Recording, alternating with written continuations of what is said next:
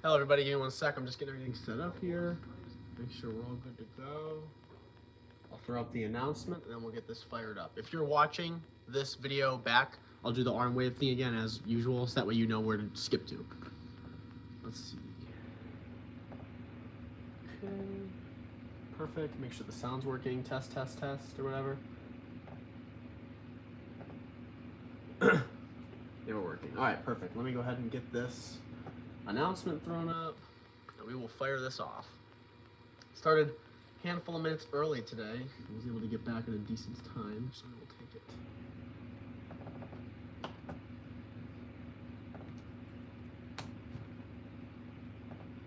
Okay, put up the announcement. Alright. Hello, hello, hello. I'll give it a couple minutes since I'm a little early in the ball game here, and then we will fire this away. Firing it away. Hope all of you are staying warm. I know it is the holiday season. I know I've been very cold. I had to do quite a bit of stuff outside today. Thankfully, it wasn't all too bad, but I got to do some running around, inventory some stuff. It's so lovely. My favorite thing. I couldn't ask for a better way to thank on my Thanksgiving than to freeze my butt off outside. You know. But yeah, I know with the holiday seasons and everything, everyone's super duper busy, to include myself. So I apologize for my latency and me falling behind on these live streams here. I think I've missed a couple weeks now, or I guess a week. I missed a week. But we will get this jammed away. I'll just give it a couple more minutes since I'm still a little early. I think this will be a very good live stream, but for everyone that's there now, I know, like, given that we're getting into the stuff that isn't as universal, and what I mean by that is adjusting isn't, although everybody wants to learn how to adjust, the way in which people adjust when they first start or when they're first trying to get into their understanding of adjusting, we all kind of have a different approach to that. So I think that, I mean, even outside of the live streams, even with just the regular series, right? Like this sort of part of the series will be very driven by all of you as viewers, because I can explain overarching things and I can help kind of paint the picture for what the lane looks like and kind of turn the invisible into the visible. But what I cannot help with is the individual problems that you're running into. So I'll buy it. Like I have some like topics I'll be discussing today, because I think that every episode I uploaded for both series, I think that even the Bowling for Newbies playlist kind of tied into some adjusting characteristics, as well as the last Arsenal Advantage and Adjustments playlist, where I just was scraping the surface on like the super bare bones basic stuff. Like I don't know what exact individual problems all of you are running into. So again, like I'm gonna have plenty of content, but all of you are definitely very, very firmly in the driver's seat.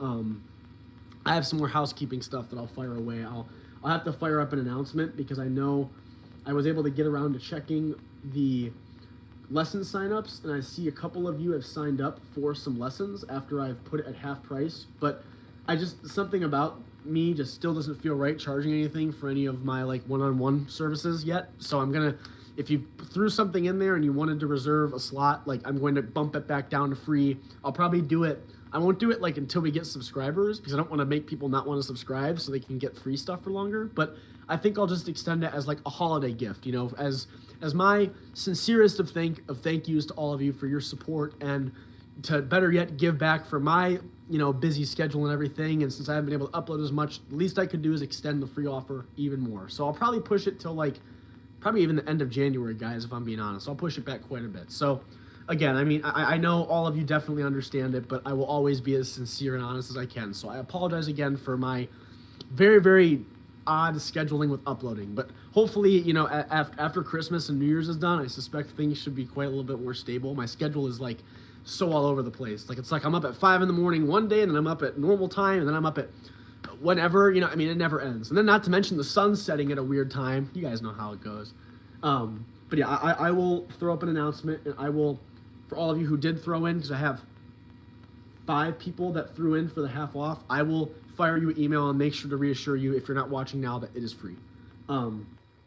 but we'll fire this off. Waving my hands if you're watching this back. So I said this just like a handful of minutes ago, but I'll say it again since a lot of you like just tuned in.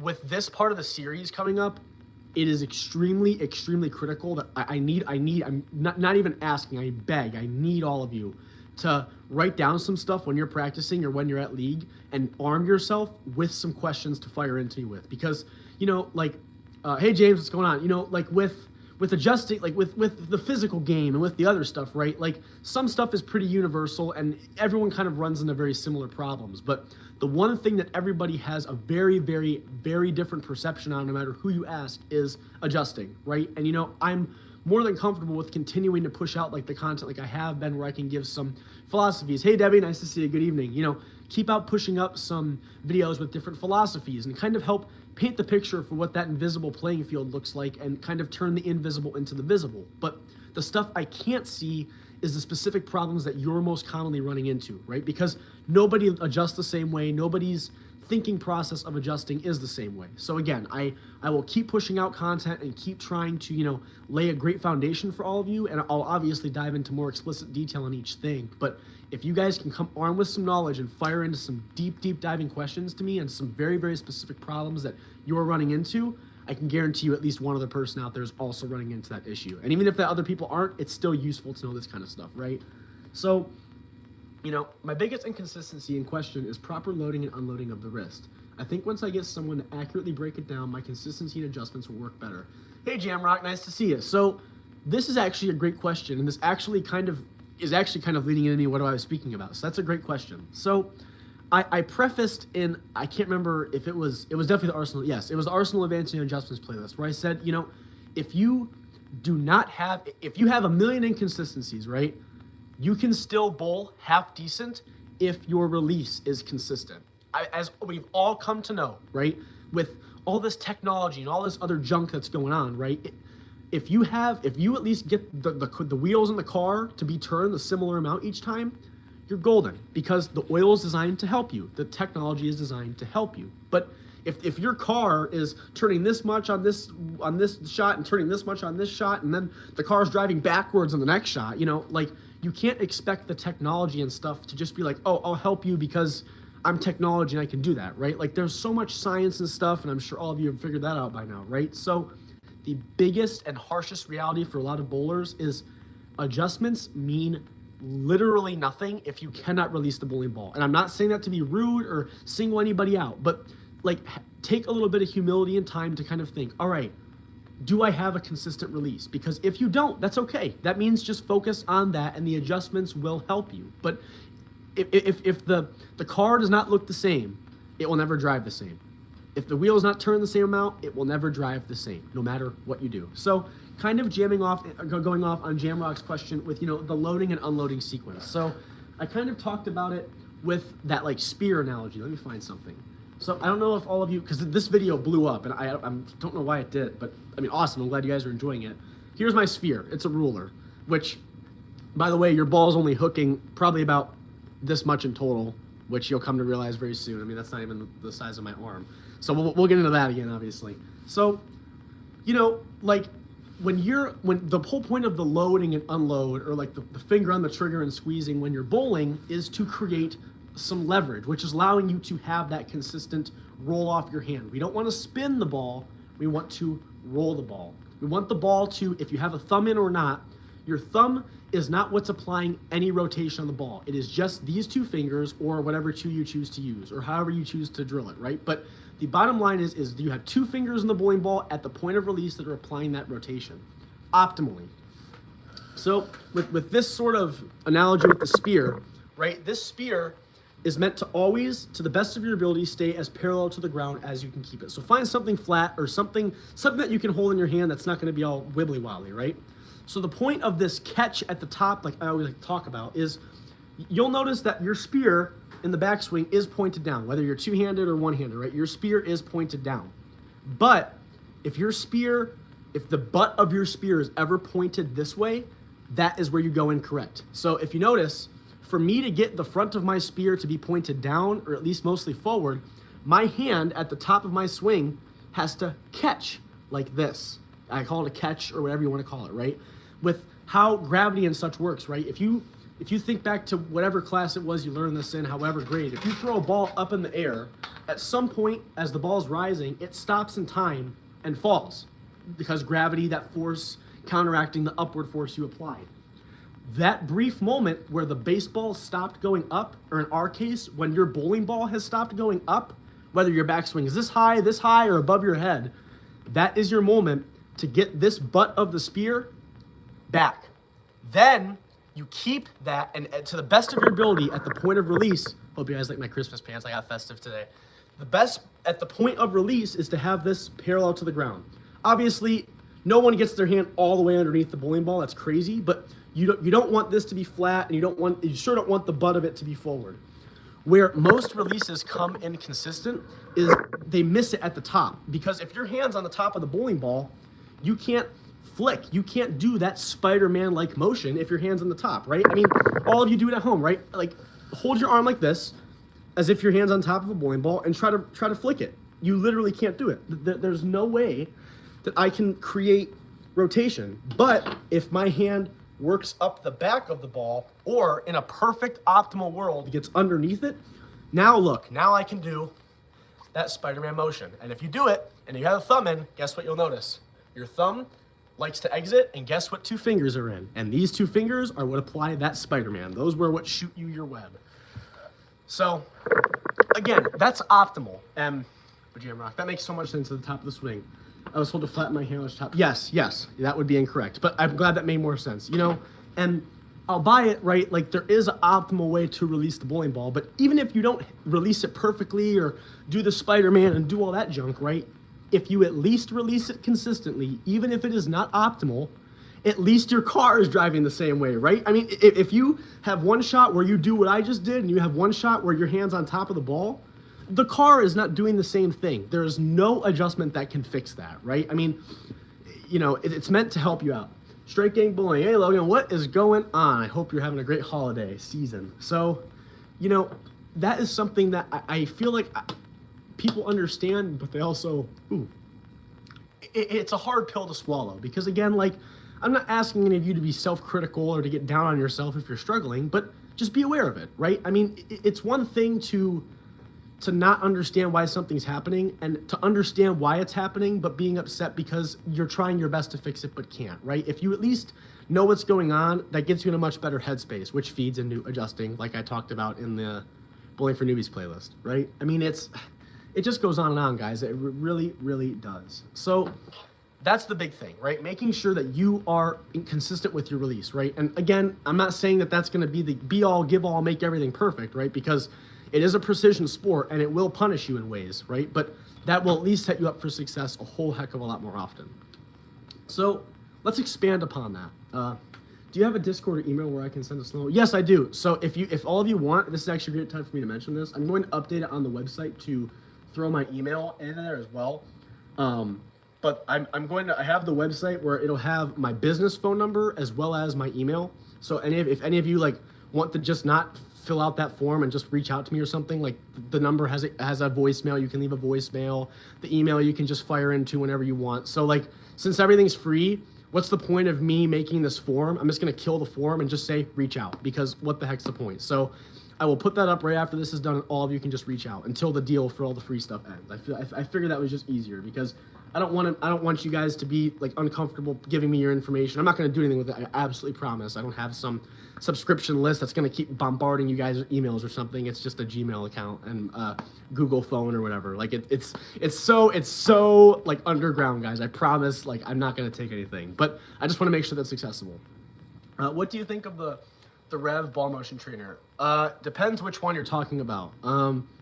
I like most of the trainers and stuff. If you have access to any trainer or like any like other tool, especially the stuff that you can put on the lane that helps track ball motion, anything like that's cool. Like, I love the Specdo machines. I love the like lane track where it shows like your speed, RPMs, your lines. Like, it has all that, like the strike track or whatever. Like, I love all those tools. So if it's any tool that's like that, yes, I probably love it. Because any metric or any way you can measure something that you can't just measure by just looking at it is something that you can analyze and look at and help produce more data.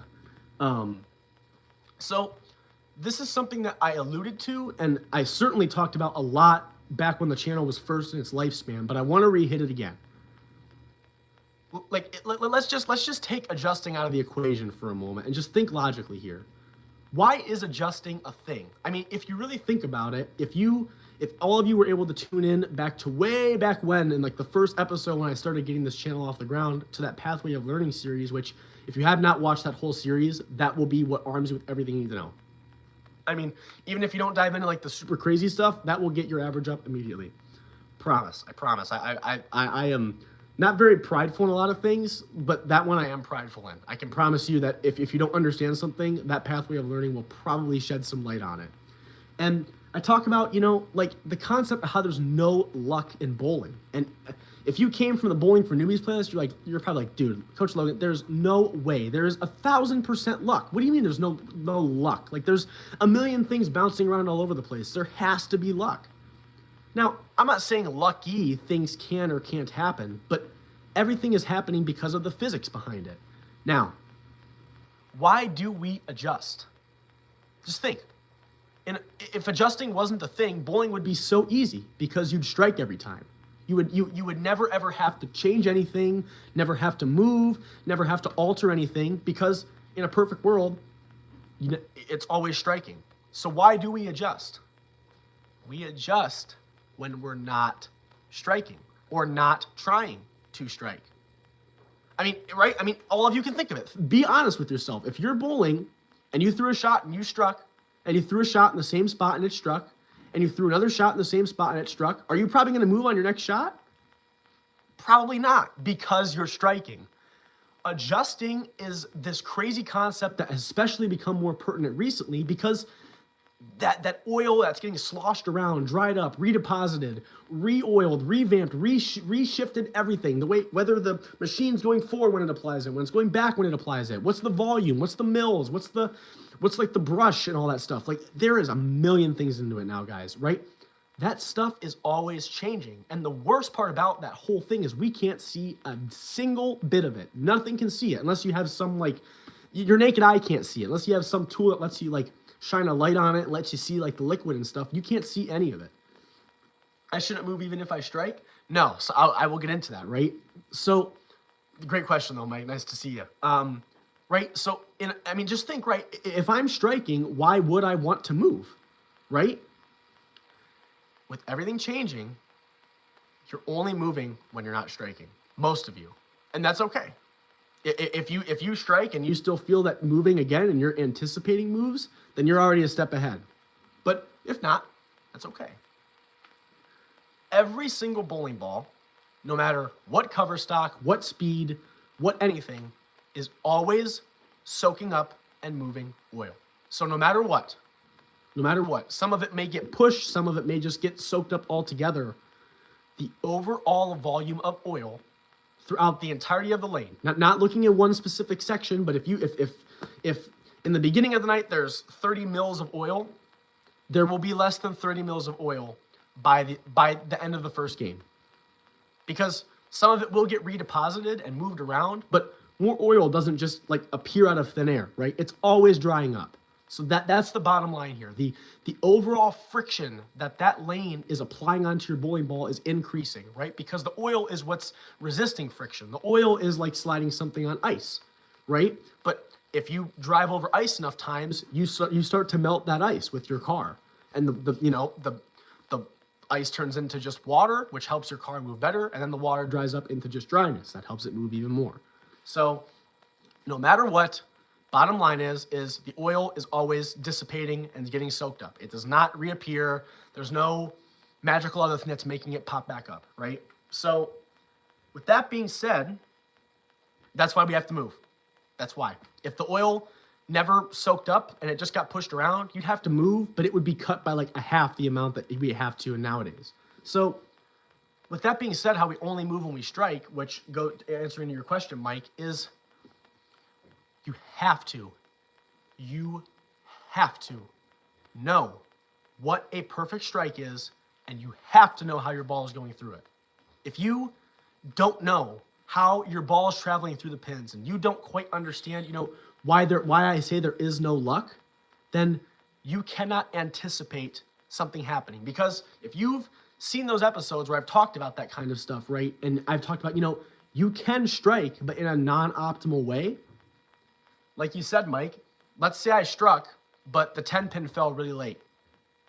Okay? Like, let's say I struck, but the 10 pin stood up for a long time, and the 6 pin went into the gutter and fell on top of the 10, and it made it fall. A normal bowler who doesn't understand that would not see that. And guess what happened on the next shot? They'd probably throw, and they'd probably get antsy and get hyped up and throw it a little harder. That does not help the ball see friction, and guess what they leave on the next frame? A 10 pin. And then they get mad, and they miss it, and now you just turned a potential strike chance into a 9 open and lost all of your momentum. That stuff is what makes adjusting critical. You can know how to adjust. You can know how to get into the pocket. I'm sure most of you probably know how to get into the pocket. But it's one thing to get into the pocket, and it's another thing to get into the pocket and strike. You have got to figure that out. If you have not watched that episode, go watch it. Very first episode of Pathway of Learning. Go watch it. I even have if you just want to skip and you just want to see an action and not watch the whole thing, go to the shorts on my channel and watch. And it's just a bunch of shots, and it shows you why you leave what you leave. Guys, I can't stress this enough, because the most common question I get asked is about adjusting. But then I ask, okay, when do you adjust? Oh, when I'm not striking. Well, no kidding. But you have to know how you're striking. You have to know how that ball is going through. You need to understand that, because that'd be like adjusting with a blindfold. You're adjusting, but you don't know what you're doing, right? You have to understand that ball is going through. So I think the biggest thing that feeds into that is changing the depth of which your ball is.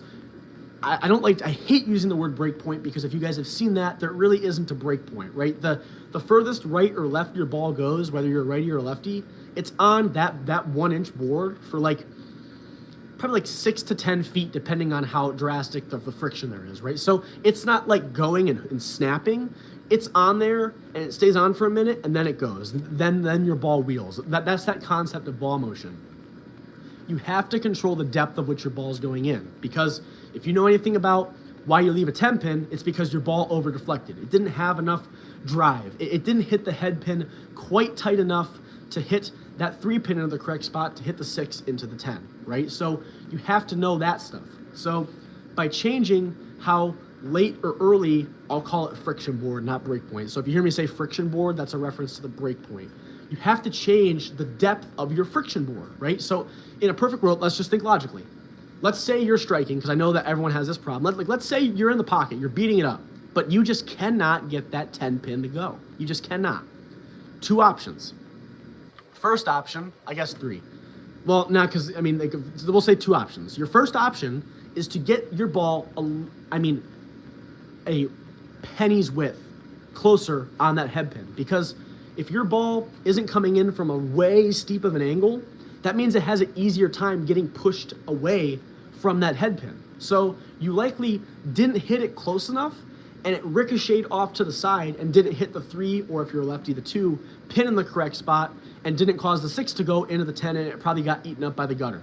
So by getting your ball to be a little bit closer on the head pin, that means it won't bounce off as much and hit that 3 or 2 pin in the correct spot and get you your strike.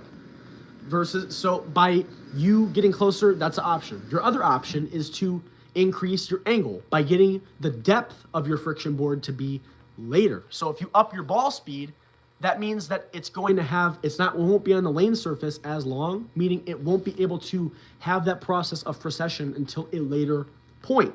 So by upping your ball speed, that will increase that, what am I saying? No, by upping your ball speed, that will decrease it, because that means your ball is going straighter, it's not wheeling as much, and the overall time it's spending isn't as long. But if I want a steeper entry angle, I can get my ball to go in the center of the lane where more of that oil is, and get it to go a little bit slower. So this means it's spinning, but it's over a bunch of oil and it's seeing no friction.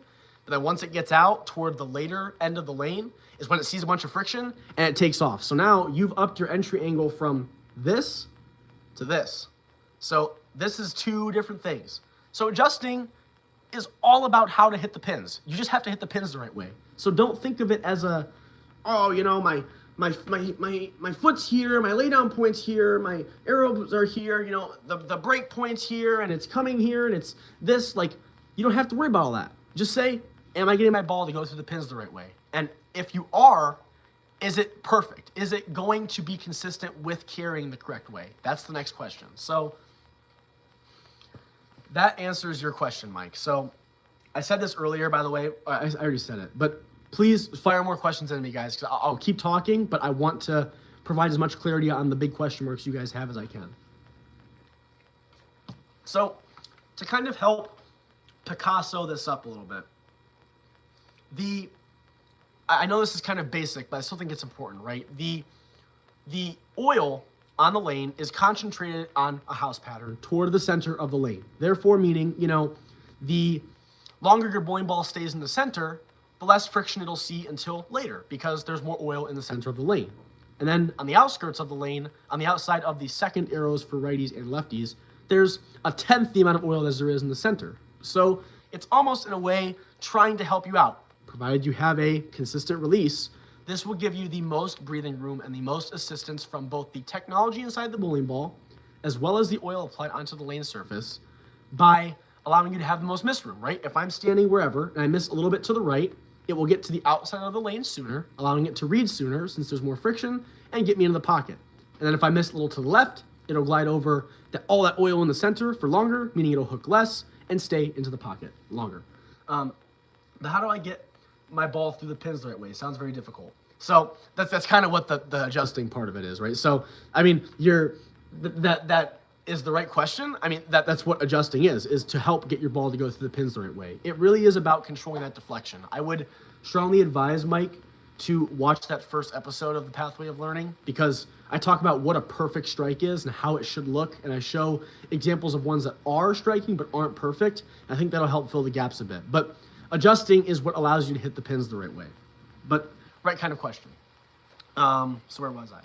Yeah, so like the breathing room, right? But again, it will still punish you in a way, because given I just talked about ball going through the pins the right way, let's say you're hitting is it related to the roll phase? Yeah, I mean, it's related to the amount of continuity your ball's having. So if your ball but it's also related to the angle of entry to the pocket, as well as the energy storage that your bowling ball has. So, right, you have to see how it's deflecting. It has to hit the 1, 3, 4, 9, or the 1, 2, 4, 8 if you're a lefty, right? It has to hit those pins in the perfect scenario.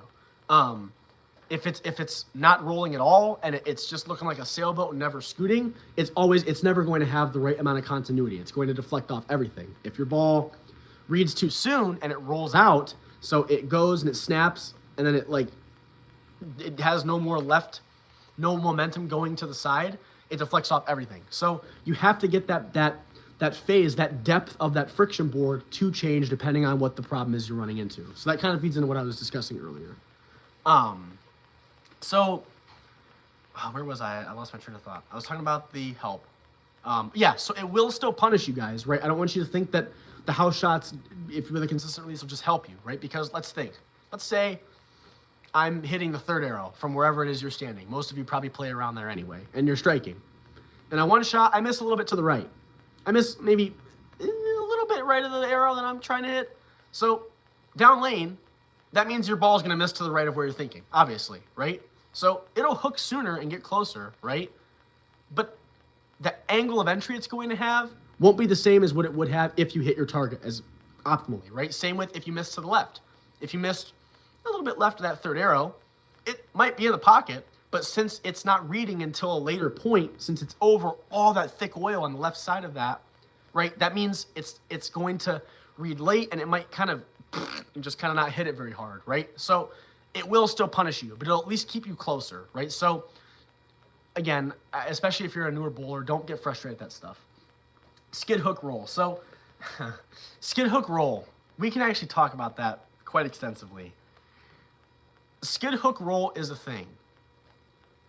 I mean, right, like the concept is there. So the basics of ball motion for all of you, since I haven't really talked about this, since I don't like to, and I'll get into why, is there's 3 most notable phases of ball motion. There's skid, hook, and roll. So in the most simplest of terms, because I guess this is still useful, is The skid phase is the very, very initial part of you releasing the bowling ball, where there's just a bunch of oil at the start.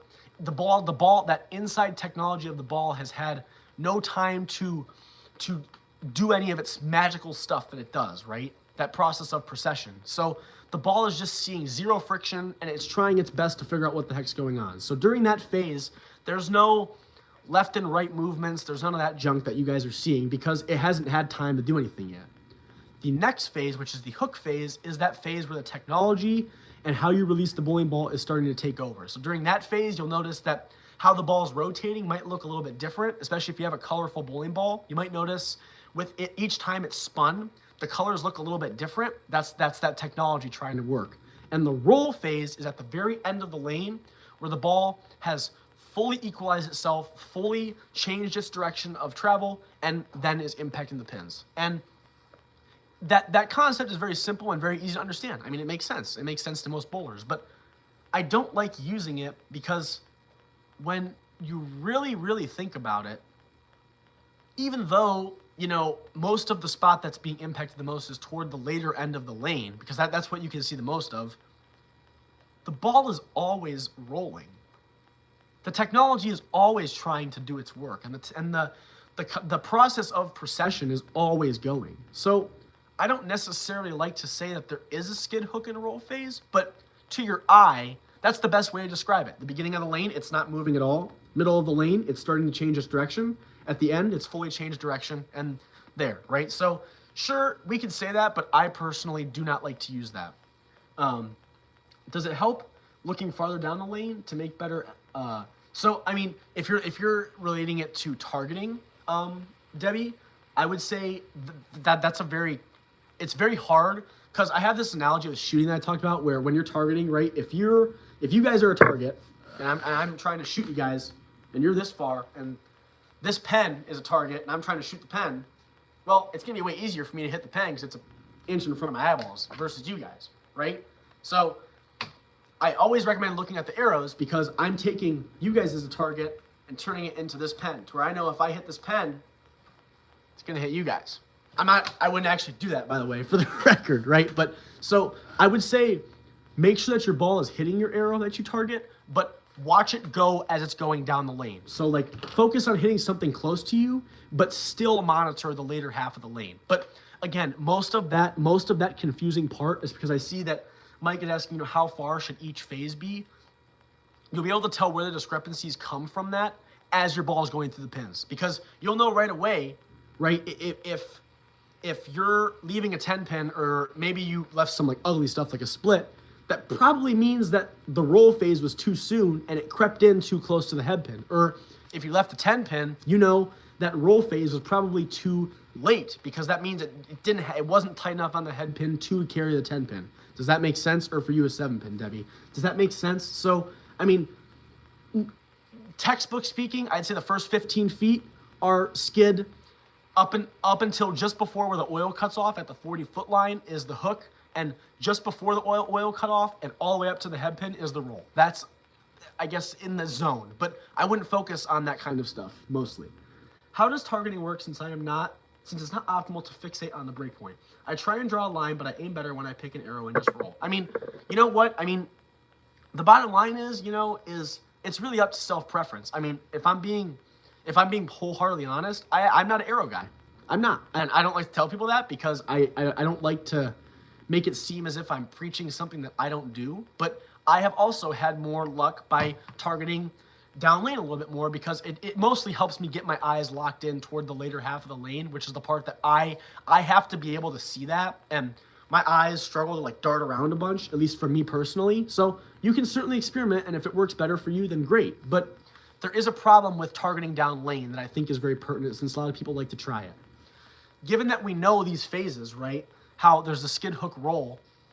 Your ball, let's say that I'm trying to hit the pen here. Let's say I'm an arrow guy and I'm trying to hit the pen, and this is an arrow. Well, up to the arrows, the ball's only skidding. So if I roll my ball at the pen and it goes over the pen, I know that I hit it, right? Because it never moved left or right. But if I'm looking at the pen way down here, and I know how the ball's skidding, hooking, and rolling just before the oil cut off, guess what could happen? I could look at it, and sure, at the beginning, it looks like it's going at it. But since it hooked, guess what? You're like, oh, I missed left. You didn't miss left. You just got misconceived because of the ball motion of the ball, right? That's like the equivalent of aiming a gun at something and trying to shoot it, and then you hit a target over here. Well, yeah, because the bullet moved around and got shifted. So if you're going to look down lane, don't be misconceived in thinking you're missing your target, because if I'm looking, especially if you're looking way outside to the gutter line and I'm throwing and it hooks right away and I miss left, I'm like, oh, I missed my target. No, you didn't, because if I moved this pen back to the arrows, guess what? You would have hit the pen. So that's the big problem that comes with looking down lane, is it misconceives it, because that's given that ball time to do all that ball motion. That's given the ball time to get out of the skid phase and start to hook and roll.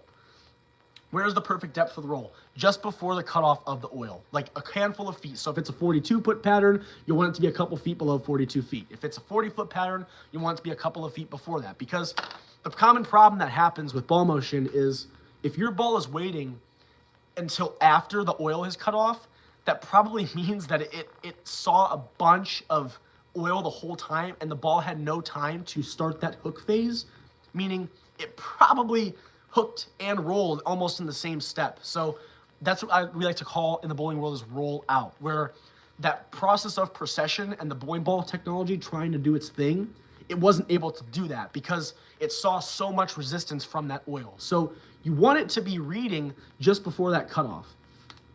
It should finish the roll, yes, just before the end of the pattern. I just got into these. Do you guys like Diet Coke? I just got into these. I'm not a big pop guy, but some people at work kind of got me into it, and I was like, oh, I'll try it. I kind of like it. I don't know. Maybe I'm weird. You guys can call me weird. But yeah, it should finish just before the end of the pattern, optimally. And obviously, if you've had different equipment, right, different ones roll and skid and hook at different times, right? Like the super duper strong bowling balls are super duper early in the lane when they do all that stuff. And same with, the opposite for like your plastics. They really don't move at all. And same and opposite for like your pearls. Those are designed to react at the later end of the lane. Wouldn't that be too early? Well, you'd think so, right? But again, let's draw this out. So I'm bowling, and my ball is skidding, and it's trying to hook. And after the oil is cut off, it's trying to then channel all that energy going this way, and it's trying to go. And because the bowling ball, to help, I think this will help make reference of it. So your bowling ball, when it reaches equilibrium, is trying to change whatever degree of angle you're releasing the ball off your hand to be more forward. It's trying to turn this into this. It's trying to equalize itself in the direction that it's traveling, which is this way. So if your bowling ball has some oil to work with, that accentuates that process. So if my ball's on oil, it's not going to have as easy of a time equalizing itself forward.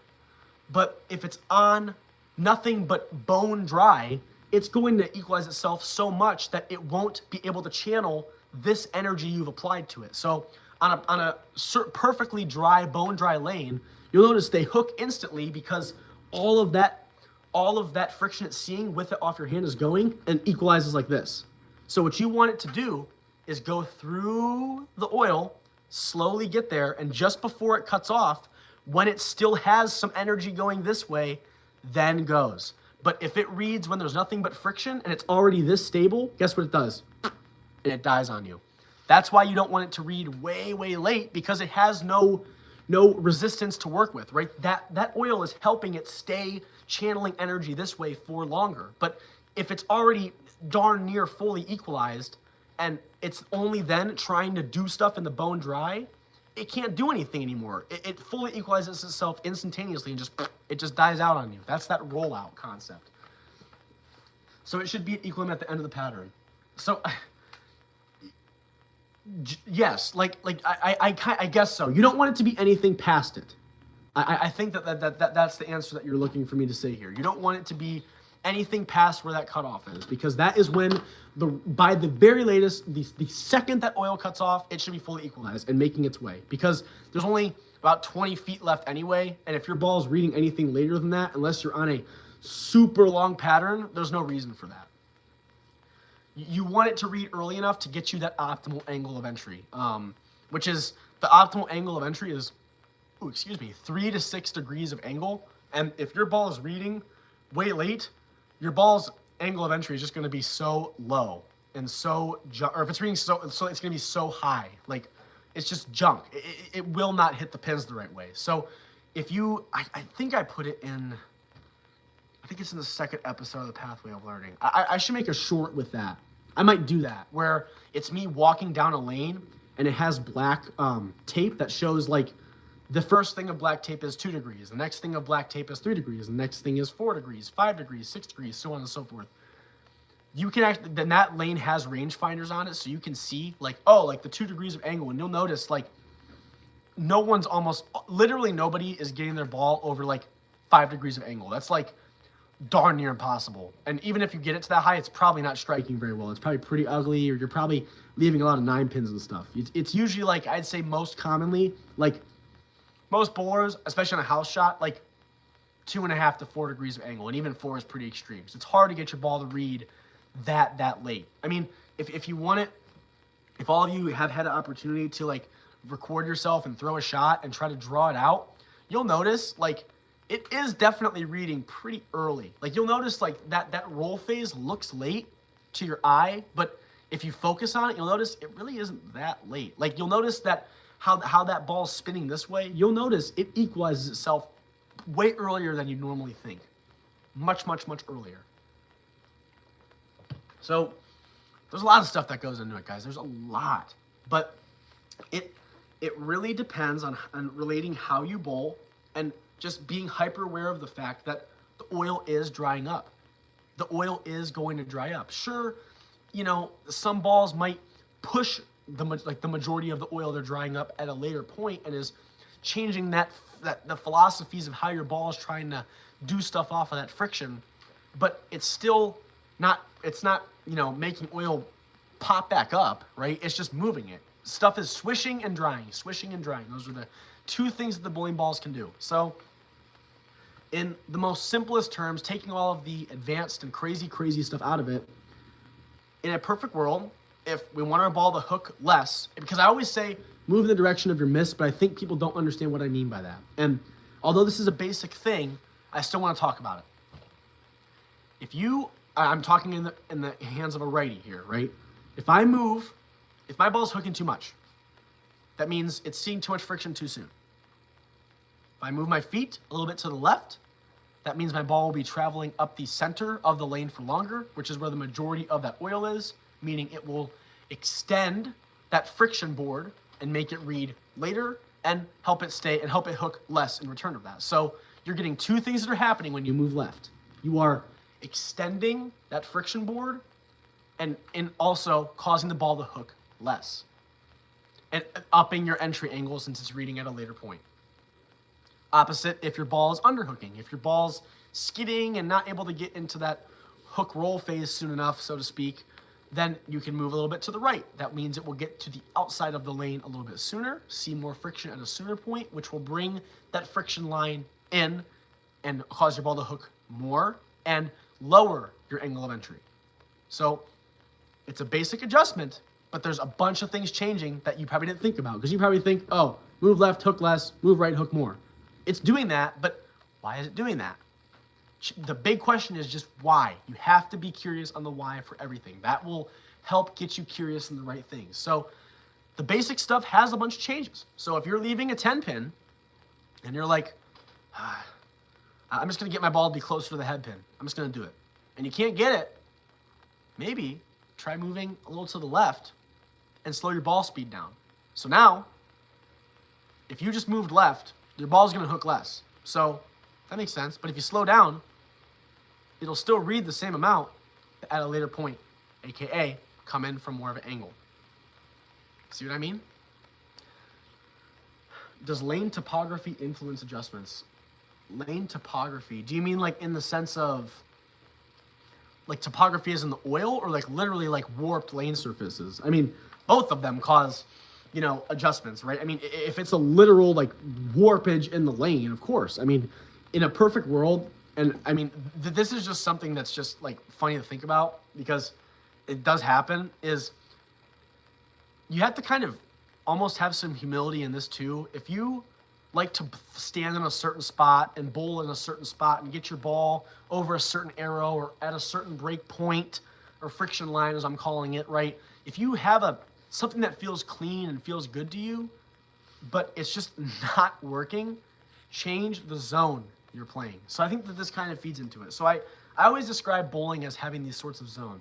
I read an article about the topography, and then USBC puts out topography for the Open Championship. Article about topography, and then USBC puts out the topography. So that's just the oil patterns. So that's like the sport shots and stuff. So, professionals are not bowling what, like league bowlers are bowling on. The league shot is designed to have that help, that 10-to-1 ratio. But the sport patterns and like if you watch EJ Tackett, Jason Belmonte, Jesper Svensson, all those guys and all those gals, like Liz Johnson, all those gals, like they're not bowling on the easy peasy schmeezy stuff that they have in these leagues. If you took a 210 average league bowler and they had no experience bowling on a sport shot, I bet you at best they would come out averaging 160. How would I know? Because I was that guy a handful of years ago. I was like, man, I'm doing so good on house. I'm going to hop on over to sport and I'm going to kick some butt. Nope. It is not forgiving. There is almost no help. And because there's almost always less oil and there's less of that 10-to-1 ratio, it's more like a 2-in-1 or a 1.5-in-1, or maybe if they're being real generous, a 3-to-1 ratio. You have to be so fine. The oil gets sloshed around way easier because there's less of it. It's transitioning more. There's less, meaning it's drying up more at a faster rate, and it is just a mess. So if you want to really challenge yourself and you want to really see if you can learn to apply some of these adjustments, go to a sports shot league. Find a tournament where they roll out a sports shot or even just a challenge shot, and you will be humbled so quickly, especially if you have no experience. But I mean, it's ridiculous. Like there was a pattern I bowled on for a regional. It's called the red box, and I kid you not, guys. Like the ratio is 1-to-1. There's literally there's no anything. It's a box. Like if you look at like a photo of the oil, it's just a box, like a block. So when you bowl and you're drying up stuff, no shot was consistent. That was the worst I ever bowled. That was the worst. That was awful. I mean, you had to just be accurate down to an inch, less than, because if you weren't, it would just not be consistent. And you have to anticipate everything. Like, so I mean, looking up that kind of stuff definitely will help you guys. I mean, if you just look up bowling typical house shot and you look at like the colors and what it looks like, which I'm sure I've shown, like you can relate that to different patterns and kind of see, like if you're watching someone on TV or you're watching someone on whatever, you can kind of see how the lane kind of breaks down a little bit different and see how they like to play it based off of what's laid out there. Because I mean, the other thing about adjusting, and I feel like I've said this in a lot of things, is you have to just go out and experience it. Like, you know, that 3-6-9 adjustment that I talked about, right? Like if you move 3 boards left, it'll cause your ball to move a pin length to the right. Like 3 boards doesn't work for me if I tried to do it. Not that that's the spare system I opt into using, but like you have to find what works for you guys. Like again, I can sit here and lay out concepts, talk about theory and blah, blah, blah, but I need you guys in the driver's seat for the rest of this, which you guys have done a great job here. Like, come on with some questions, ask some stuff, and clarify, because problems that you run into are similar in most cases, but you might have little minute things that are different for you than that are different for me, or Debbie, or Mike, or Jamrock, or who else do we have in here that was talking? Or James, or Strike Gang Bowling. Like, everyone, like, we all bump into different stuff, you know? I mean, you just got to go out there and play around with it. That's just the harsh reality. I feel like I was going to talk about something, and I just, like, completely ran off the rails there again, like I do, like, every time. What was I talking about? I start on something, guys, and I just, like, and I just, like, completely ran away.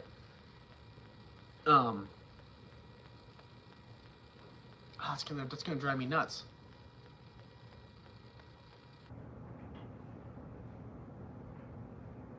It's driving me crazy. I was about to go on this like big long thing, and I just completely just. So I apologize for that. Oh my goodness. Happy holidays! Woo! Yay! So I'm trying to think what else is important, because let me hop back and see if I can elaborate on one of these questions a little bit more, because you've had a lot of good ones coming in today. A lot of good ones. I like it. I'm glad to see you guys are firing into me here. But I mean,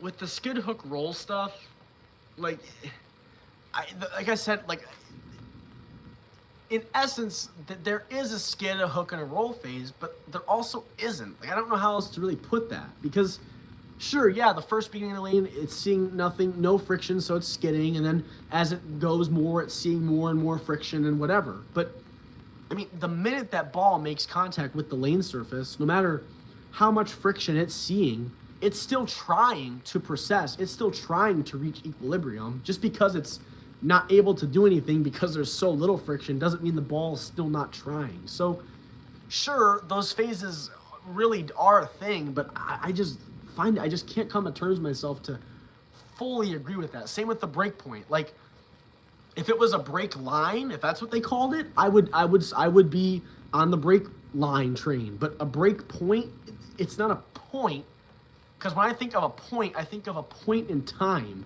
like a point. Like a catch is a point in time. It's a fraction of a millisecond that you have in that swing that we talked about to catch and grab that ball. But it's not reading off of it's not breaking off of a point, it's breaking off of a period of time, not a point in time. So it's more of a line, it's not a point. My coach always says the roll phase should happen about 4 foot from the pins.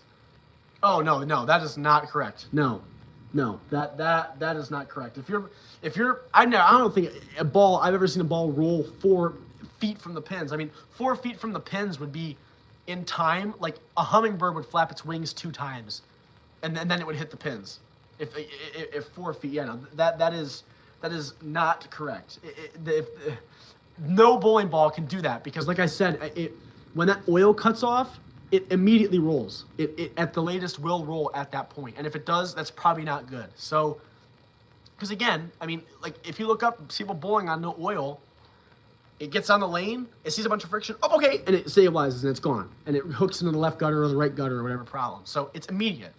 And if your ball is somehow not seeing friction when the oil cuts off, I don't know what ball you're throwing, but you must have like dumped it in oil and it's just like dripping oil on your hand. Like there's no way. Yeah, that's not correct. As lane breakdown, we want to go to a straighter ball or different cover sock, solid to reactive. Well, I mean, it's kind of up to personal preference with that one, Debbie. I mean, if you, in theory, strictly theory, he's a gold coach, so I thought that was good info. Really? That's interesting. You'll have to ask him to elaborate more on that, because I'm guessing he's probably meaning something different when he thinks of roll, at least in relation. If you could do me a favor and ask him and fire that into me as to what he's saying, because I'm actually very curious, because I didn't even get the bronze still. Like I'm probably not going to. I don't think it's really that useful. But I mean, the USBC coaching, it gets you a baseline, but yeah, I don't know what he means by that. But that's actually very interesting. I'm very intrigued. You should ask him if you could. That actually is interesting to me.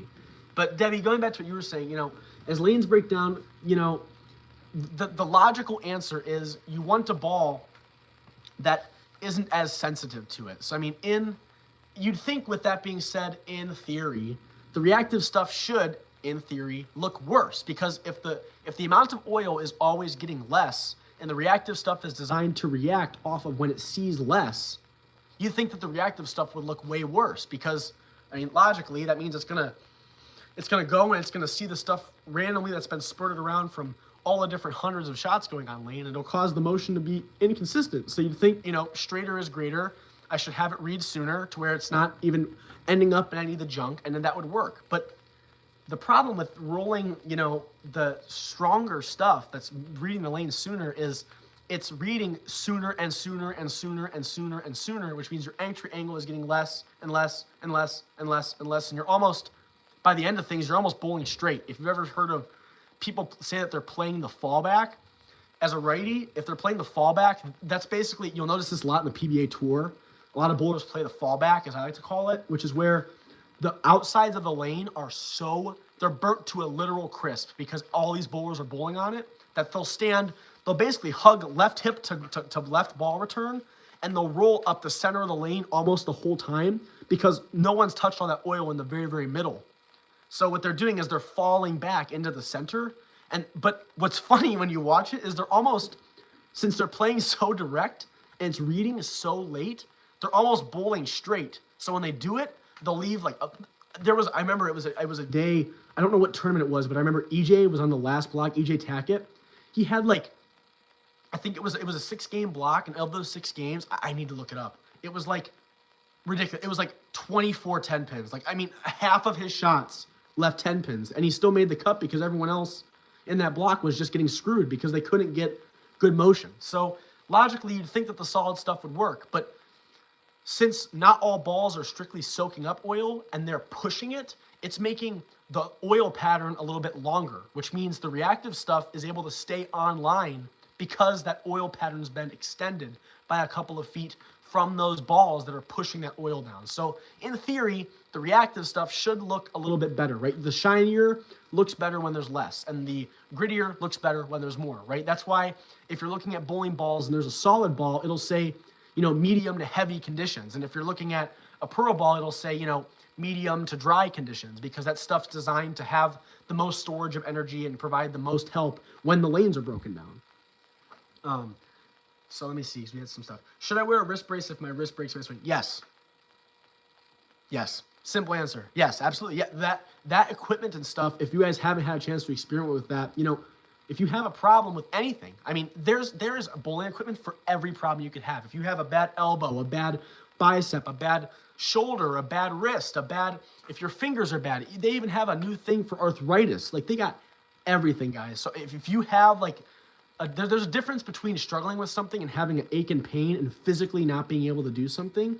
If anybody gives you crap for using a tool because of a medical problem, then they have no right to say that. Don't ever take offense to someone, right? I mean, I know a lot of bowlers that have weak wrists, and they have problems with that, and they might have a brace on. And I have gotten so frustrated at so many people because they might be like, oh, wow, you're cheating because that's, doing whatever. Who are you to say that? Don't let anybody rain on your parade with that stuff. I don't get mad at a lot of stuff that people say when it comes to bowling, but that stuff drives me nuts. Don't ever feel bad for doing that. Ever, James, ever. So yes, get something that will help you, because life's too short. Kick people's butt and then hold the wrist in their face when they lose, because that makes it 10 times funnier. He says the roll phase should happen at that length versus you saying it should happen at the end of the pattern. Yeah, so that is interesting, Mike. I am very, very curious to see what his thoughts are. You'll please ask him and let me know. Yeah, see, I was a skater, weaker wrist. I use a brace. See, go Debbie, and she's probably kicking people's butt. Yeah, if someone gives you junk for it, be like, here, look at this. Woo-hoo. Got you with it. Screw that. Heck yeah, go Debbie. Jamrock, let's see what you got. How do you bowl around the puddle at the end of the pattern? Do I move right to get around it, or move to a more angular ball and move in?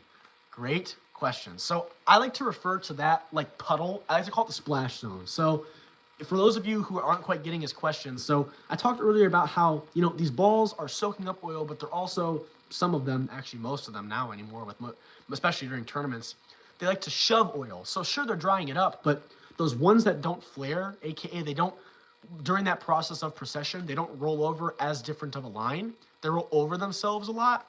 That causes them to, since they're rolling over oil that it's rolled over earlier, it's shoving it, and it's kind of almost in a way redepositing it. It soaks up a lot in the beginning and kind of splats it all down, which after enough shots is almost creating a super dark area, especially where the oil is cut off, since it's not rolling over anything and it's just depositing oil there.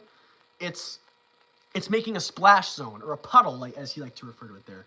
How do you read the oil pattern sheets? They'll have a brush stat. If you just look up a Kegel or a Brunswick oil pattern, it'll tell you everything at the top. It'll even have a key for the colors. It'll show you the volume. It'll show you what direction the machine's oiling, and it tells you everything. And on the bottom, it'll show you the volume on board.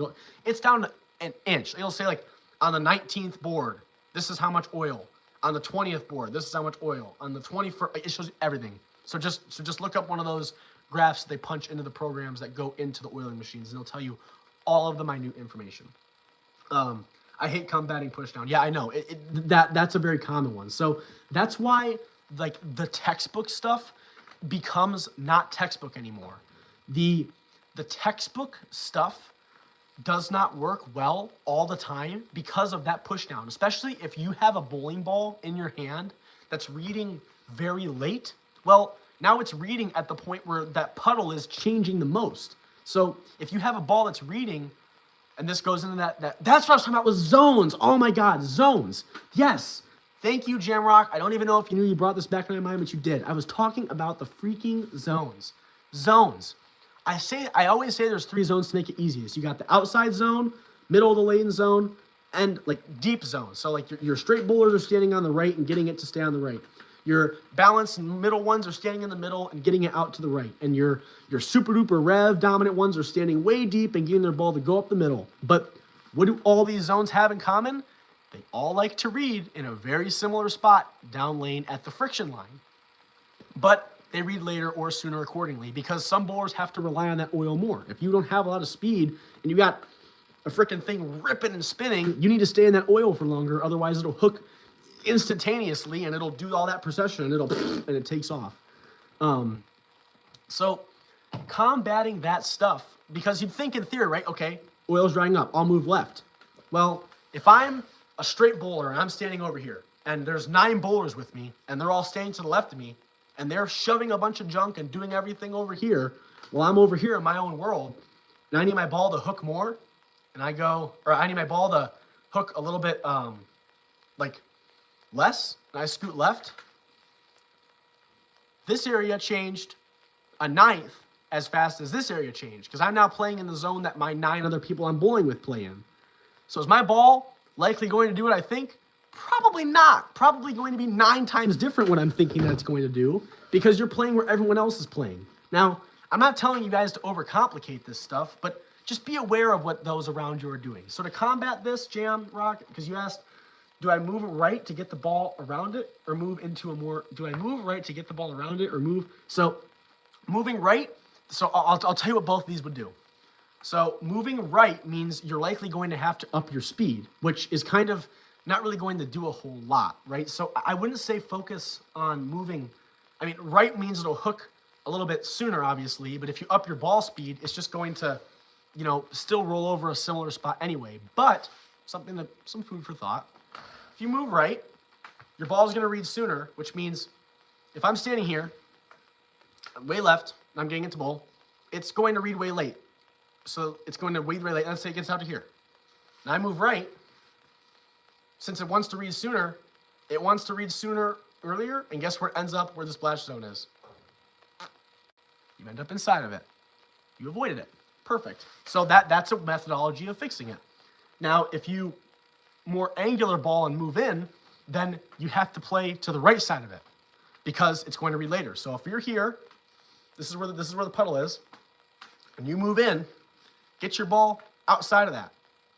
Play in a different zone of where the junk is. If you are always falling victim to inconsistent ball motion, is probably because you're playing into that splash zone or that puddle or that push down or whatever you want to call it.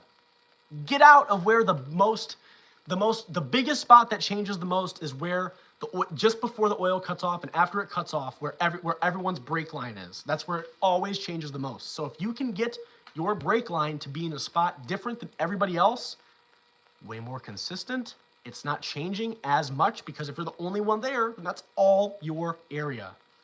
That's the big thing. But for you, Jam, you may have an easier time doing one versus the other. You may find it easier to move right and just kind of hit it, give it some more speed and pipe it and get it to read left. Or you might find it easier to move in and get it to shape. Whatever works best for each of you, because again, like I say, it all is about experience. Figure out what you excel the most in, what you feel the most comfortable with, and execute. That's why I always say, when you go out and practice, don't just learn to play the lane one way or learn to do one thing, because if you only know one thing, the minute you no longer have your one thing, you're done. You're done. You're never going to be able to fight it. There's no way. What's the difference between the forward and reverse oil? So, I mean, in literal terms, it means like the machine's oiling both as it goes down and as it comes back. So, basically, if we know our ball's going this way, right, going forward, oil that's applied in the direction the ball's going will have an easier time getting shifted around. So the stuff that's going forward, the forward applied oil means it's applied the same way your ball's going, which means it'll go through it easier, soak it up, redeposit it, and the stuff being applied back at your ball will not be changed as drastically. That's the easiest terms for that. Trying to think, because we're already coming up on our time here. I can't believe it. I have to say, this has been the most viewers I think I've ever seen. We had like 20 people in here. That's like almost intimidating. I've never had that many people ever. So clearly you guys must have been wanting to wait for this episode. So just a couple things, and then I'll wrap us up here. So I said this earlier, but I'm going to reiterate again since I have so many eyes on here. This was the best live stream for two reasons. One, we're getting into a topic that everybody struggles with, and two, we had some amazing questions come through. Some of them were pertinent, some of them weren't pertinent. That does not bother me, guys. I don't care what the heck you ask.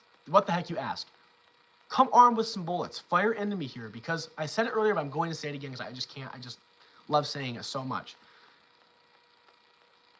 Releasing the bowling ball is very consistent with most people. There is a very clear optimal way to go about it. You know, the physical game, there's very clear things that are optimal. But for adjusting, it's the most complex thing because you're navigating an invisible playing field. Everyone's perception of how to navigate it is different. So I said earlier, like I will explain the concepts of breakdowns and the concepts of this and the methodologies of how this works. But your individual problems that you're running into, not everybody may run into because the way you're viewing it may be different, and that is okay. But regardless of that, there are a lot of things that don't change. So please, if you go out and practice or you go into league or something and you're trying to learn these concepts of adjusting and you're going off of the methodologies I'm laying out in front of you and you're running into problems and you start to kind of do your own things, write down what's confusing to you and ask me, because I can guarantee you other people are running into the same problem, but I just can't read all of your minds. Like, I don't know what exact problems Jamrock's running into. I don't know what exact problems Debbie's running into. I don't know what exact problems Mike is running into. So just fire into me, ask away, because I can guarantee you other people are also struggling with it, right? That's A-okay. So go ahead and ask it, right? Especially with sparing and stuff, because I was talking with, Dan, who I've been coaching for a while now. He was one of the first people that reached out. And I like to use Dan as an example for this. He said, and it stuck with me, he was like, Logan, if I could just make, if I could just fill 1 or 2 more frames a game, I'd be so much better. This is how you do it. This is how you do it. Adjusting is how you do it. If you know ways to adjust to make your spares and play to that deflection characteristics as what spares and know how to get into the strike zone often, and better yet, anticipate, even if you are striking, that you're not going to on your next shot, that's how you fill frames. That is what makes the dream work. That is what it is. Okay, so we have 3 things coming. Let me go ahead and fire these away. So, just my coach said the fundamental ball motion is having the ball in the roll phase 4 feet in front of the pins. That's interesting. You'll have to ask him to elaborate more, because I'm still very intrigued. I've never heard that before. That's a different one for me. I see. Yeah, see, there's Dan. Speaking of the devil, Dan's here. He said, what's the definition of where the roll phase starts? Some high rev players I see have their ball still hooking as it goes to the pins. Yeah, I mean, that's kind of what it is, because they're playing so deep. And that's what it looks like. So I said earlier, the roll phase, you want it to happen a little bit before where that cutoff of the oil is, because if it happens after the cutoff, since there's no resistance on the lane for that ball to channel its energy this way and go off of that, it's always trying to stabilize itself, Dan. So if it is almost fully darn near stabilized and it gets into the dry, it stabilizes instantly, goes and it dies out. So you want it to be a little bit before, when it's still channeling some sideways energy from seeing that resistance from the oil, which then means it goes and then it's able to slide over, right? There's no snap, there's no whatever, that doesn't exist, there's no break point. But if your ball's like this and it's trying to equalize itself and it reads a little bit before, it's able to equalize this way since it didn't fully stabilize itself forward. But if it gets over the dry and it's fully stabilized, it has no inertia, no energy going to the side. I think once I get my release down, my adjustments will work. I switched from 2-finger no thumb 5 months ago to thumb bowling for more control. It's been a lot rough go, but I average 181. That's very respectable. Yeah, a lot of it really is the release, guys. I mean, this goes back to what I said in the very beginning. You can't really capitalize on a lot of these adjustment fundamentals if your release isn't consistent, because with all that technology and stuff, guys, if you don't, and that's okay if you don't. I'm not no one will make fun of you for that, but just be aware of it, right? I'm not trying to be rude or, parade on anybody's reign, but I like that. Parade on anybody's reign or, whatever, table the turns here. But like, you just have to have a consistent release. The ball motion, the technology will only work if it's seeing a very similar motion out of your hand. Even if it's not optimal, if it's at least consistent, you at least can kind of predict what the ball is going to do when you adjust a certain way. Look at my specto stuff, and the roll phase is way past the pattern, anywhere from 2 to 6 feet from the pins. I don't know why it is saying that. I mean, like, if you ever notice it, I mean, like, your ball's not, the roll phase is saying that it's no longer it's no longer like anything. It's fully stable. Like, that is what it is saying. So if your ball is an inch in front of the pins and is still facing this far to the left and then it stabilizes, you'd convince me. But no bowler's doing that. Most of their stuff is going and it goes and it stabilizes. It stabilizes quite a bit before. I mean, that just...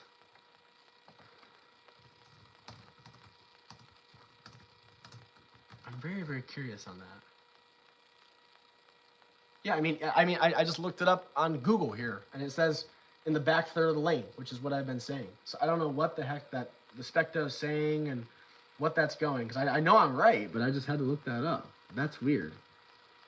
Anyway, I'll have to do some more digging on that. I'll have to check in with USBC and see what they're talking about in the gold cert, because they didn't talk about it much in the cert that I got ages ago.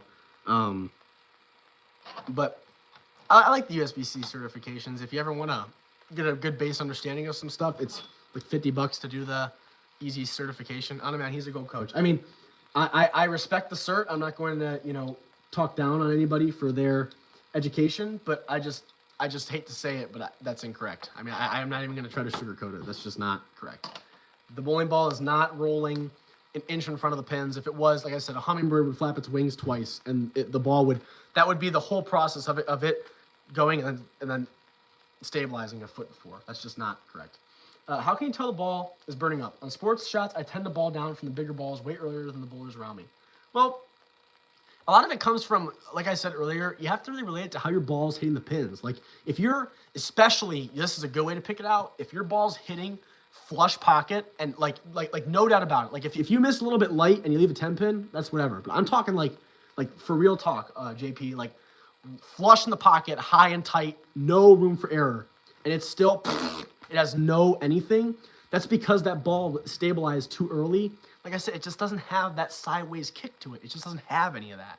And if it doesn't have that sideways energy, it can't hit the pins the right way. So if you're flush in there, you'll notice it, like if you ever see guys leave like a 5-10 or a 5-7 or like, a pocket 5 pin I've seen a couple times, that's the ball rolling out. The ball is saying, hey, I have stabilized too early. I have no energy going to the side, and it just, it's all a big gradual thing.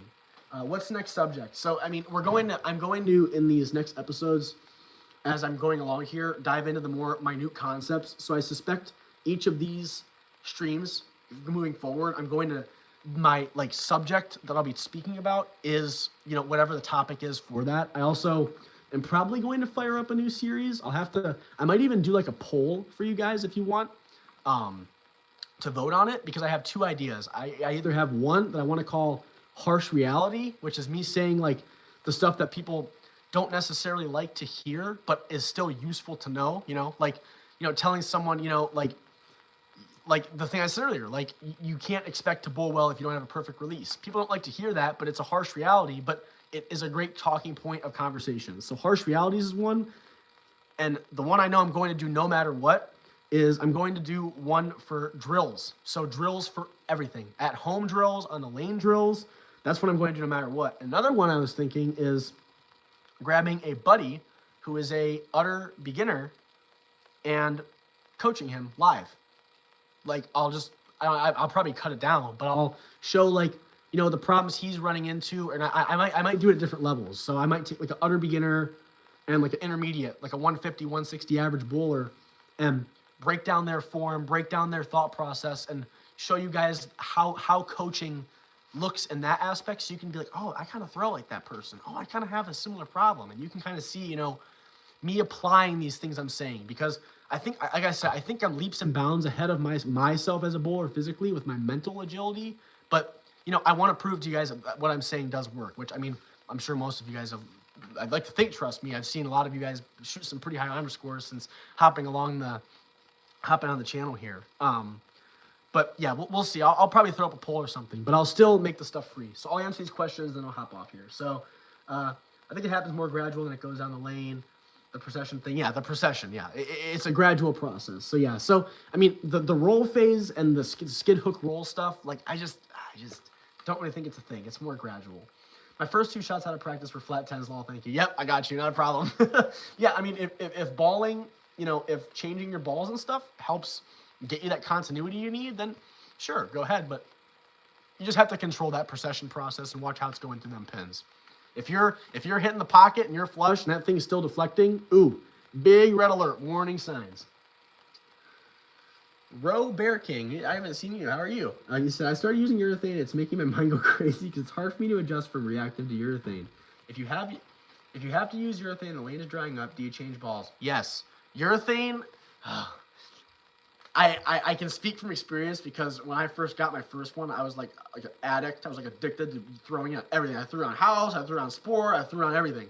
And urethane is one of those ones where when it looks good, it's great and everybody loves it. But when it's not there, you will never find it. It'll never, ever look good. So when it's there, it's there. When it's not, it's never going to be there. So, I mean, if you're trying to use it and it looks great, then good. And if it does not look good, don't even touch it. So I mean, if you're throwing reactive and you're getting some inconsistent ball motion and you throw a couple frames with the urethane and you make 2 great shots and the motion's completely different, just go back to the reactive. I mean, you have to kind of think defensively when it comes to some stuff, guys, and offensively accordingly, of course. But I mean, like, you know, leaving a flat 10 isn't all bad. I mean, take your pick. I mean, it's either you ring a couple 10 pins and strike a handful of times if you can get it just tight enough, or you swap to something that has a 60% chance of striking but a 40% chance of leaving a split. I mean, 9 spares all game is a 190, guys. You know, I mean, I'm just being honest. I mean, you have to make the spares. I mean, that's the other half of the battle. But again, you can apply these concepts of adjusting and make it easier. Make it easier on yourself. Let the tech and everything help you out with them spares, especially for the multi-pin spares. Know your deflection to know how you should fire at it. I talked about that in one example. You can apply it to every example. How you're firing at splits, how you're firing at multi-pins, buckets, 3/6-10s, whatever. I mean, the deflection always remains applicable. Unless it's just one pin, then just hit that pin. Isn't the roll phase at the end of the hook phase? Yeah, in theory, yes, it is. I like those ideas. Awesome, perfect. Yeah, I'll probably throw up a poll or something along with, you know, me announcing that everything's free. Again, do you want your ball to get rolling purely end over end or still have a little recession in the roll phase? Great question. In theory, it should be rolling almost purely end over end. Because when it's on that friction, Dan, it no longer is seeing any resistance to really have that, like, procession ongoing. And if it does, that's usually because it's rolling out. So, yeah, we'll go with yeah. I would say yes. I mean, again, like, if you ever are, like, confused on, like, the ins and outs of the ball motion stuff, just think, guys, how is my ball hitting the pins? And that will answer it. That will immediately answer it. If your ball is hitting the pins and it's driving through, you're good. Whatever matters, don't worry about it. It just doesn't matter. Don't overcomplicate things. I always say that. Less is more, especially in bowling, both physically and mentally. The easier you can make things on yourself, better off you're going to be. And if I could release a bowling ball and just go like this, dude, I would do it. Are you kidding me? That's just less cogs that can go wrong in the machine. That's the big thing. But, you know, just watch how your ball is going through the pins. That will tell you, is my ball motion correct? Because that's why we adjust, is to keep striking and to make our spares. We adjust to have the highest odds of converting or hitting as many as we can for what's in front of us and having the highest odds for it. And there's no magic ball. There's no magic oil. There's no magic anything, you know, whatever. But that's supposed to happen at the end of the pattern. Yeah, at the end of yeah. Yes, it is. So I'll go to 8:20. This has been like an hour and a half, but we'll keep rolling since we got a lot of you guys in here. Keep firing stuff away. And if you don't have anything, it's okay. Just come armed with some questions next time we have one of these streams. Because I love making the videos and stuff, but this is the stuff that I think is most beneficial for all of us. And I'll see if I can start finding some more times and other stuff. I might even do a poll for like times of like days of the week you guys would prefer for me to do this. I just know I tried doing one way before on like a Wednesday or something, and the viewers was like, it was like basically me just talking to myself the whole time. But people went back and watched it. But you know, I like having you guys here with me, talking with me and stuff, so we can go through it. But yeah, I will re-announce, obviously, you know, all the stuff.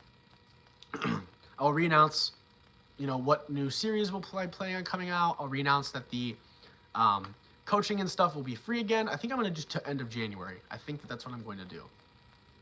Just check the announcements. I'm like 95% sure that's what I'm going to do. So I'll do to the end of January for that. And then, what else? I'll poll on the new series. I'll poll on the extra days to do live streams and stuff, because I love doing them. All that other stuff. What are the most important parts to look at when reading a lane graph? Let's see. Let me just pull up one. I'm just going to look up just a random pattern. Let me pull up one. Just give me one. I'll look up the badger, or I'll do the shark. So if you want to follow along, look up the shark pattern. Where is it? There it is, shark. Pattern download. So obviously, you know, I mean, it goes without saying, these can get pretty darn complicated, guys. I mean, if I just pull up one, I mean, this one's in Excel that I'm about to pull up. I mean, like, they go all out for this stuff. This is a big part. And this thing has tabs on it and everything. I mean, holy moly. So, I mean, just looking at it here, I'll even move the camera. I'll flip it over here. See what we can do. So, I mean, I'm just looking at something random, obviously. But, I mean, you can see, you know, here's what the pattern actually looks like. This is the shark pattern, so you can see the darker, the more oil there is and stuff, whatever. These are like the ratios and everything, so you can see literally down to the board. See like board, the 19th on the right for righties board. You can see all that. Here's the ratio. So here's that chart. So you can see the volume of oil. So you can see within from about the 14th board for a lefty, for the 14th board for a righty, most of the oil is. So you can see there's about 1.2 mils in there. And then toward the outside, I mean, look, on the very first board, there's nothing. There's literally no oil. And it shows like the tracks and everything. Yeah, this is like, you know, you can see, yeah, see, here's the ratio definition. So you can see recreational is above 8-to-1 ratio, a 4-to-8 challenge, and a sport's less than 4-to-1. So this is sport. So the ratio, yeah, it's a 4-to-1 ratio on this. So you can see this is a sport ratio. But you really want to look at these ratios. You see, here's like the different boards and everything. So you really want to look at these ratios and look at and see where the oil lies and see where it cuts off. And if you look at this graph, you know, you can see it. I mean, you can see from about, yeah, pretty similarly, about just outside of the third arrows for righties and lefties is where most of the oil lies. And toward the beginning, it's diverse, which is why that skid phase is there. So you can kind of see that. So, you know, you want to see where the oil lies, where it doesn't, and think of when people are attacking it, where will they be shoving the oil? Like, you know, you can reasonably assume, you know, if I'm just looking at this pattern, which I can't get this darn thing any closer, I apologize. I mean, if I'm just looking at this, I can see, you know, right here, this is where most of the oil lies. So people will probably be trying to throw in this and get it to dip outside of it, down lane, to get it to read around here and get it to come in and crash. So what that means is the oil in here is going to get soaked up and get spit up in this area. And then once they hook, it'll probably be making that splash zone around here, just outside of where that is. So this is the spot that will be changing the most. And obviously stuff will be drying up here, but this is where that splash zone starts to come into play, is around, you know, where it's dipping outside of that oil. So I know, okay, I cannot touch this area or a little past this because this is where I'm going to have the most inconsistencies completely. So I got to either tuck on the outside of this over here or get my ball to read instantly by moving right and get it to tuck on the inside of it over here. So, I mean, it really depends on how you want to attack it. And, I mean, if you want to play into the junk, which, I mean, if your ball's reading before it's getting into it, then it's irrelevant, right? So it's all about controlling that friction line and the depth of that friction line, because if your ball's initiating into the roll phase sooner than everybody else's, you'll never fall victim to the splash zone because your process of precession is concluding faster than everybody else's.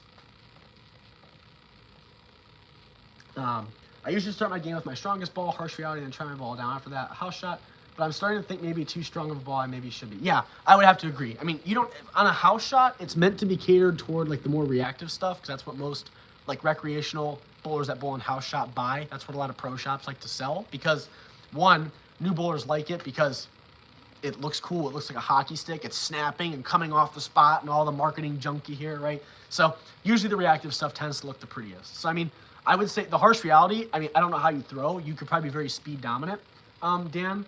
So, I mean, if you're speed dominant, then, I mean, sure. I mean, it might look good for you. But if you're, you know, balanced or especially rev dominant, that's probably quite a lot. So, yeah, I would agree. Let's say there's 75% forward roll, 25% first. How would I play that compared to, I mean, it's not that it's going to play different. It's just the rate of which it transitions will be faster or slower. So, you know, if more stuff is applied in the direction of your ball, it's going to transition, in that case, what would that be, like 3 times faster? So it's not going to play different, but it will transition faster or slower accordingly. That's the variance. Starting with something weaker. Today I started with the IQ AI instruct with the entire night in bold 70-20. I had to, yeah, see, yeah. I mean, because you had a more like reactive and more catered toward what most bowlers like to have. So yeah, that makes sense. While ball motion is taught to have 3 phases, it really is one, only from the moment of release. The roll phase, all balls when released. Yeah, exactly. It just isn't taught that way because it's just not what we think we're seeing. Again, there's a lot of marketing stuff. I mean, even when you're looking at the oil pattern, guys, that's not the dimensions of the lane. You can see it. It was blown up super wide. I mean, I tell you guys all the time what the actual dimensions of the lane are. So, I mean, you can see it. Balance 200. Okay, yeah, that's probably a pretty aggressive ball. But yeah, I mean, like, reverse drop brush. Okay, let me see. So I don't want to say it incorrectly. I always get this one wrong. Reverse drop brush. Yeah, like these like super duper like small minute things of oil, I'm not perfectly in. Where the brush lowers to apply more oil on the return pass further down lane rather than just one forward pass. So it's hitting it twice. It hits it forward and it hits it back. Because I know it, like how aggressive it is on forward and back is different. So I would get that part wrong, but this isn't telling me. I probably should look that up more. But it's hitting it twice. It's like sometimes it'll hit it forward and backward, which I mean, it just kind of makes it balanced, makes it transition at normal speed. You know, so if you're looking at it, you know, forward stuff, fastest transition, forward and back, normal transition, back, short, like it doesn't transition as much. That's the easiest one. So, okay, I have yapped my head off here. My head hurts. You guys are probably sick of hearing me talk. I hope I was able to clarify some questions. So again, be attentive to the announcements because I'm going to update the website and everything to have my email as well as that phone number, which you can leave a voicemail on and everything. Just call it, leave it, let me know who you are, let me know what you need. I'll get back to you as quick as I can, whether it be email or phone or whatever. I will yank that that form for now. I don't think it's really needed. I might even just throw it where that form lives. I might just throw my contact information. If you laugh at my email, you can laugh at my email. I made it when I was like 12, so I mean it works. It's a Gmail, so I just use it. So yeah, just reach out with any questions you guys got. How does it make the pattern play different if there's a long reverse drop brush? Like I said, it's just balancing it more. So it's just transitioning at a normal rate, really. But yeah, fire away some questions and stuff. It won't bother me. I might just throw my email in for now, and if you guys want my like number and stuff to call, you can. But we'll figure it out. Just remain attentive to the announcements and stuff. And I probably won't throw up the poll tonight. I'll probably wait till tomorrow morning. So just remain attentive. And if you guys don't know where that stuff lives, if you go onto the channel, I'll show you guys real quick, and then I'll hop off here since I keep talking again. So if you go onto the channel and you click on the view community button or the visit community button, this basically is showing like all the stuff I'm announcing. So I mean, if you just filter it by the newest or whatever it filters by, like you can see like this is where I'm throwing up, which I'm sure most of you see this stuff, but I just want to make sure you guys know where it lives. You know, this shows like where I've got all the junk and where it gets all the stuff now, you know. And then, you know, so remain attentive to this. This is where I'll throw all the announcements and stuff, for all the changes and stuff, for deals and all that junk. So just remain attentive and everything for the polls. I feel like I say it a lot, but I will never get bored of saying it. Thank you guys. I'm glad we were able to get a lot of good concepts here. I'm going to try to get my ball to roll toward the end of the pattern today. Okay, yeah, good. Let me know how it fares for you. But seriously, if any of you have any questions, that email will be there. Reach out. Bear with me, especially during this holiday season. I'll try to get back to most of you guys as fast as I can. You can toss me videos. You can toss me anything. And it's all good. I'll review as much as I can. So thank you all for your time. I hope all of you are able to stay warm this lovely week. Stay attentive for the Quick Tip Tuesday and at least another Arsenal Advantages Adjustments playlist, as well as, I think, what's this upcoming weekend? I think I'll be able to do another stream this upcoming weekend, but just remain attentive to the community. You'll be able to see everything. So, all right, guys. Hope you all have a great night. Thank you all for your time, and fire away any questions you got. Thank you, guys.